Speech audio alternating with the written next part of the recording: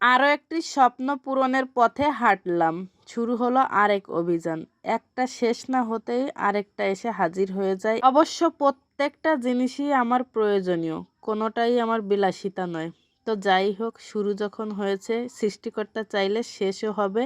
আর এই যে তার জন্য আমরা বায়নাও দিয়ে দিলাম। হ্যালো এভরিওয়ান, শুরু করছি একটা নতুন ভিডিও। আশা করি ভিডিওটি সবার অনেক বেশি ভালো লাগবে। তো আমার খাটটা হয়ে গেছে, তার কারণে এই যে আমরা সবাই মিলে যাচ্ছি। আর আমার ছেলে এর আগে কখনো যায়নি। কোথায় খাট বানাতে দিয়েছি, কেমন দিয়েছি, এক প্রকার জোর করেই ওকে আমরা নিয়ে যাচ্ছিলাম, কারণ ওর জন্যই তো সব কিছু। আসলে আমি খাটটা একদমই বানাতে চাচ্ছিলাম না, কিন্তু আমার ছেলেটা বলছিল, মা আমাদের একটা খাট বানাও। এছাড়া এটা কিন্তু অনেক বেশি প্রয়োজনও ছিল আমার, তার কারণে বানাতে দিয়েছি। শুক্রবারের দিন আমরা চলেও এসেছি। এসে আমি খাটটা দেখে তো অনেক খুশি হয়েছি, কারণ মনের মতো হয়েছে। আর যেভাবে বানাতে বলেছি ঠিক সেভাবেই এরা তৈরি করে দিয়েছে। আগেরটা যেহেতু কিনা ছিল, সেইটার থেকে এইটা আরও বেশি ভালো হয়েছে। তবে ওই ডিজাইনটাও আমার অনেক বেশি পছন্দ হয়েছে।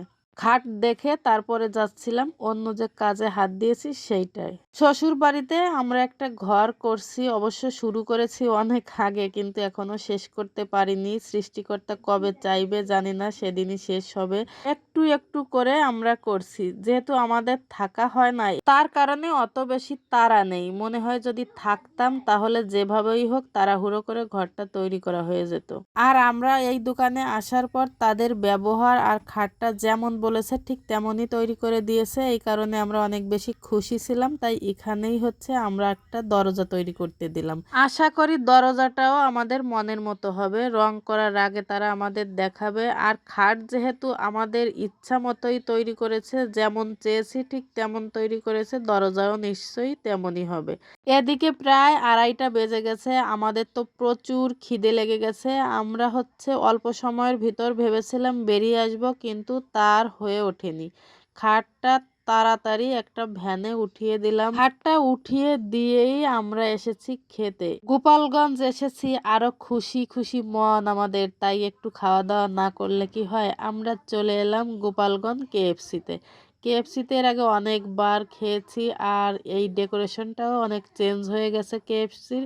তবে এর আগেও যখন এসেছিলাম তখন এমনই ছিল। কেএফসির আগের যে ডেকোরেশন ছিল এখন হচ্ছে তার চেয়ে অনেক অনেক গুণ ভালো হয়েছে। সুন্দর একটা পরিবেশ হয়েছে। আর জায়গাটাও যেমন, খাবার দাবারও এত বেশি টেস্টি ছিল। তবে এটা একটা পুরনো কথা, যেহেতু কেএফসিতে খাবো, এখানকার খাবার দাবার তো অনেক বেশি টেস্টি হয়। যারা গোপালগঞ্জ কেএফসিতে খেয়েছে তারা অবশ্যই কথা জানে। যাই হোক, আজকে দুপুরে আমার ছেলে হচ্ছে চিকেন বিরিয়ানি আর আমরা খেয়েছিলাম 2টা সেট মেনু। তবে আমার ছেলেকে চিকেন বিরিয়ানি দেওয়ার পর আমার ছেলে কিন্তু এটা একদমই খায়নি। 2 চামচ খাওয়ার পর তার কাছে নাকি এই সেট মেনুটা অনেক বেশি ভালো লেগেছে।